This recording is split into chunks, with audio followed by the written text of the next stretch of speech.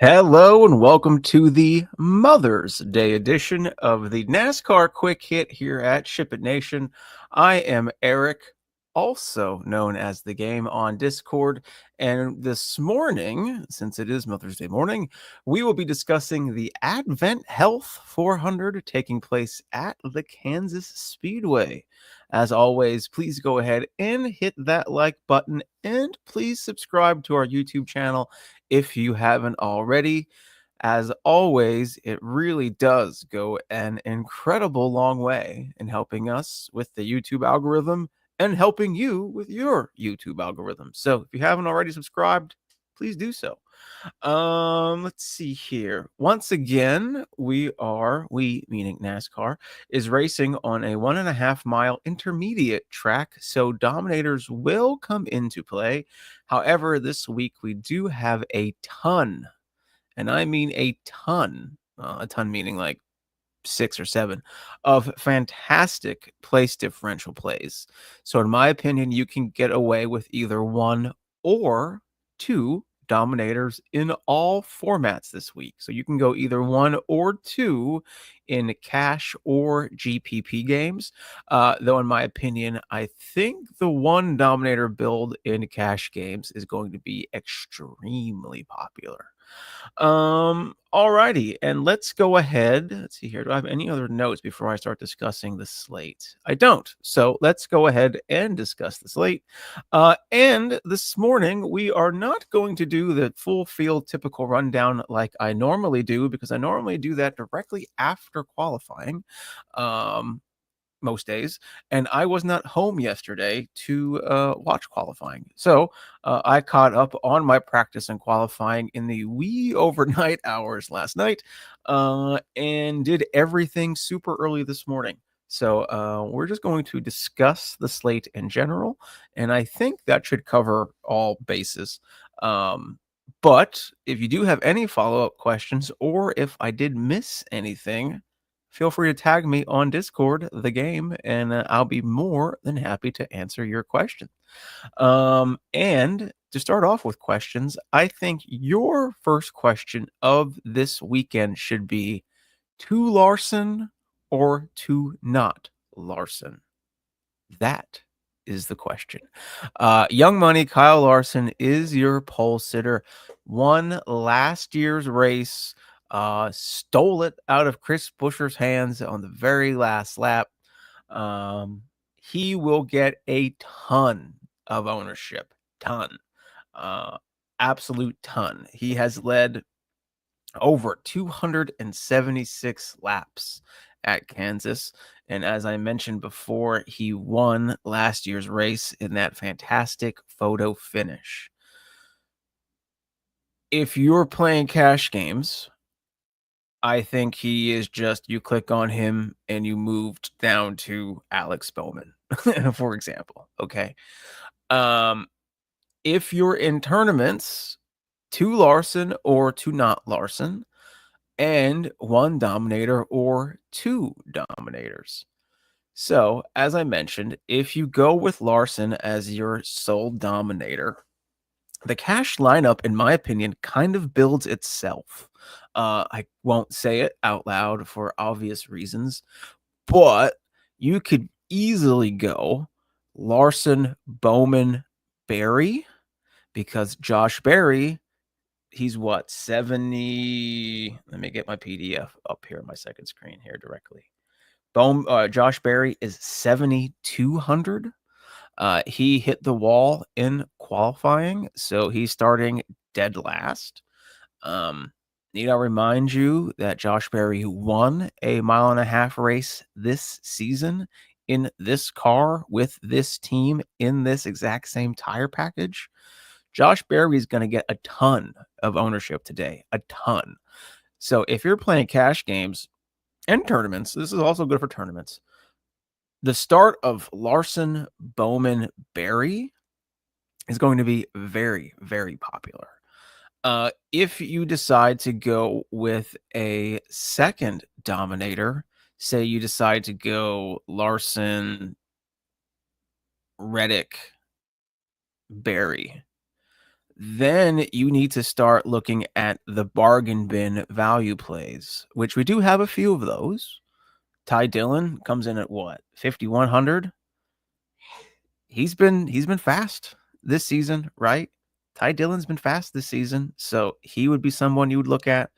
His teammate AJ Allmendinger has been fantastic at mile-and-a-half races this season, except for last week. Last week he started 10th and got caught up in an accident, and I believe he finished 36th. So in my opinion, I think Allmendinger won't see as much ownership as he normally would in this situation due to all of the fantastic PD plays around him. Bowman, Chastain, Preece, Kyle Busch, Keselowski, Berry. They are your heavy chalk PD plays for today. So I think people like Allmendinger might go overlooked, especially because his practice was also absolutely dreadful. But still, I think the Dinger is a good play today. But anyway, like I was talking about earlier, to Larson or to not Larson, just fading Larson or going underweight on Larson is going to get you incredibly different in tournament fields. Very different. Could that pay off? Absolutely. Would it be shocking to anybody here if Busher, Bell, Reddick, Byron, Blaney, or Denny ran away with this thing? No. However, would it also surprise you if Larson led like over half of the laps and won this thing from the pole? Also, no. So that's why I think in cash games, Larson and Berry and Bowman. I think Bowman is an excellent play today at his cheap price tag at 7,800, starting mid-pack in Hendrick equipment. I think that's a fantastic core to start with, but a very chalky one. So, yeah. Some other Dominators not named Kyle Larson that we're speaking about. Tyler Reddick will be very popular today. He has led laps. Let me get my notes up here, but I believe he has led laps at every single. Yes. Tyler Reddick is a threat to win any mile-and-a-half racetrack, and he has led laps at every single next-gen race at Kansas. So that's something to think about. Reddick has led laps at every single race here at Kansas in the next-gen car. And he had practice speeds comparable to Larson. So he could get up there. If something happens with Larson, Lord knows we have seen Larson shit the bed and, biff it, as my buddy says, in the past, right? So Reddick, fantastic Dominator option to pair with Larson or to go with if you're fading Larson. Byron, fantastic. Byron has the best average finish on all intermediates in the next gen era with, I think it's like a 9.6, but he is yet to win at Kansas. So he could be a fantastic play today. Denny could go overlooked. Look, Denny's what? 10-2. Like, Denny isn't as a sexy play as Larson is today, but Denny has won on this tire package this season, and it's Denny Hamlin, right? He had a terrible week last week, but he could absolutely go out and steal a show today. So if you don't want to go with Larson, or just as the tournament mind, if you want to fade Larson, you do have some fantastic options to go with. And I didn't even mention Ryan Blaney. Ryan Blaney has been great on mile-and-a-halves in this tire package this year. So we want to see if there's any other GPP plays I want to quickly shout out. I know I shouted out the Dinger. I'm going to shout out Ty Dillon again as well. 5,100. I talk a lot of trash on Ty Dillon, a lot of trash, and he has shut me up this season. He has been very good. Very good comparable to what he's in and what he has been, okay? He's probably my favorite cheap play today. Cody Ware at 4,800, no. SVG No. I do like Jesse Love. It's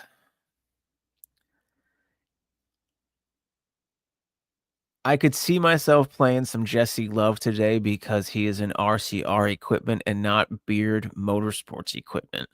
Um, Now he is still very limited in his starts in the next gen car, but if you're looking to be different and you're looking to save some money,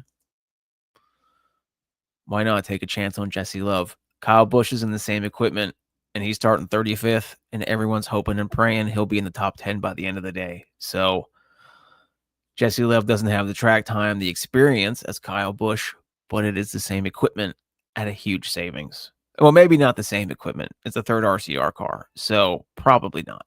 But still, it'll be worth a shot at 5,500.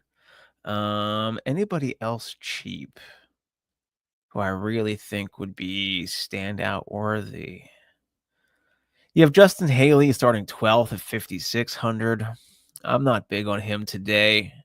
He really needs to do a complete day for me to really feel confident on him, and I don't think today is going to be that day. Yeah, so I think Ty Dillon and Jesse Love are my really preferred bargain bin plays of the day, with a heavy lean on Ty Dillon there. Trying to think if there's anything else I wanted to touch on. No, really, it's kind of a, I don't want to say a straightforward slate, but if it's a cash game, you start with Larson, Bowman, and Barry, and decide if you want to go with a second Dominator, or if not, then go with all PD plays. For tournament games, do you want to play Kyle Larson? Yes or no? Should you play him over his expanded ownership? If that's a yes, that's a decision. I don't think fading him would be a smart idea today. Do you want to pair a second Dominator with him, or do you think he's going to stink up the show? Yes or no? And then make smart one-off pivots off these PD plays. And by that, I mean, click off Bad Brad and click on Dinger. Keep Bad Brad on, turn off Kyle Busch, stuff like that. We play DFS. We know how to make pivots and things like that. So that's it for me. It is now time for me to swing into Mother's Day mode, as we have a brunch we're going to here in the early afternoon hours. So please stay cognizant of any drivers to the rear. I should have my phone on me for any breaking news, but I will be at a fancy hotel having Mother's Day brunch. So I'm not sure how much or how quickly I'll be able to check in on that late breaking news, but I should be back at my desk before this late logs this afternoon. And that's it. Hey, this is a little bit of a different format of a video for me. Last year we started with the 4, then we started with the full field breakdowns, and this is just kind of my off the top of the head Sunday morning slate thoughts. If you have a preference on what format of this video you like, let me know, because this video is for you guys. That's it for now. I'm going to stop blabbering. Good luck in all of your slates today. Happy Mother's Day to all the mothers of DFS. And as always, let's ship it.